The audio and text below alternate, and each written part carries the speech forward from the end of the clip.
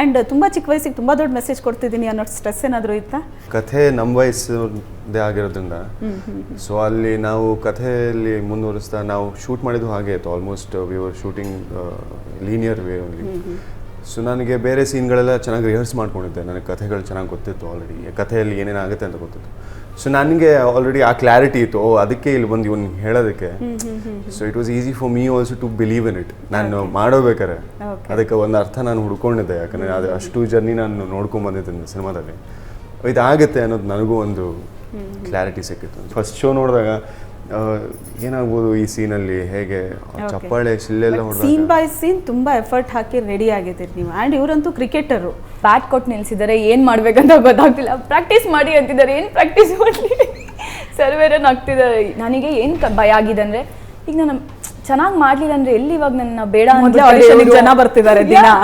ಈಗ ನಾನು ಚೆನ್ನಾಗಿ ಮಾಡಲೇಬೇಕು. ನಾನು ಕೇಳ್ತಿದ್ದೀನಿ ಏನು ಮಾಡ್ಬೇಕಂತ ಬ್ಯಾಟ್ ಹಿಡಿಯೋಕ್ಕೆ ಬರ್ತಿಲ್ಲ.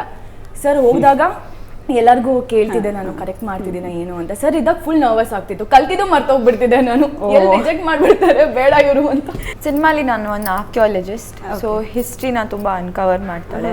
ಅವಳು ಆಂಬಿಷಿಯಸ್, ತುಂಬ ಅವಳು ಕೆಲಸದ ಬಗ್ಗೆ ತುಂಬ ಪ್ರೀತಿ ಇದೆ. ಸೊ ನನ್ಗದು ಒಂದು ರಿಲೇಟಬಲ್ ಫ್ಯಾಕ್ಟರ್ ಇತ್ತು ಈ ಸಿನಿಮಾ. ಲ್ಯಾಂಗ್ವೇಜ್ ಹೆಂಗೆ ಕಲ್ತ್ರಿ? ಮೀನಿಂಗ್ ಏನು ಅಂತ ಪ್ಲೀಸ್ ಕೇಳಿ. ಟಕಾರಿ ತಾಂಡು ತುರ್ರ ಇವ ಯಾವಾಗ ಗಚ್ಚಿಲ್ಲ. ಏನು ಹೇಳಿದ್ದು? ಟಕಾರಿ ಒಂದು ಸ್ವಲ್ಪ ನಿಲ್ಸು, ಇವನು ಯಾರು ನಂಗೆ ಗೊತ್ತಿಲ್ಲ.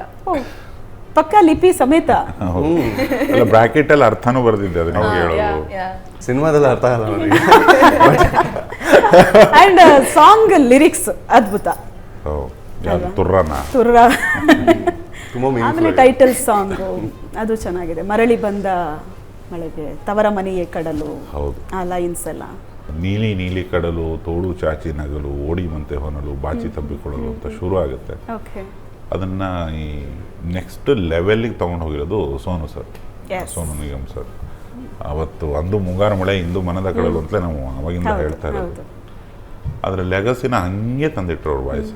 ಮತ್ತು ಹರಿಕೃಷ್ಣ ಎಂಥ ಸ್ಟ್ರೈಟ್ ಕಂಪೋಸಿಷನ್ ಅಂದರೆ ಮೆಲ್ಲಕ್ಕಿದೆ, ಒಟ್ಟು ನಿಧಾನಕ್ಕೆ ಕೊಕ್ಕೆ ಥರ ಒಳಗೆ ಹೋದರೆ ಒಳಗೋಗಿ ಹಿಂಗಾಗ್ಬಿಡುತ್ತೆ, ಬೆಂಡಾಗ್ಬಿಡುತ್ತೆ, ಹೊರಗೆ ಬರಲ್ಲ ಆ ಸಾಂಗ್. ಬೆಳಗ್ಗೆ ಸಂಜೆ ಹಗಲು ರಾತ್ರಿ ಸೋನು ಸರ್ ದನಿ ಮತ್ತು ಆ ಟ್ಯೂನು, ಆ ಪದಗಳು ಒಳಗೇ ಹಿಂಗೆ ಚಕ್ಕರ್ ಹೊಡಿತಾ ಇರ್ತವೆ. ಅಂಥ ಮಧುರವಾದ ಹಾಡದು.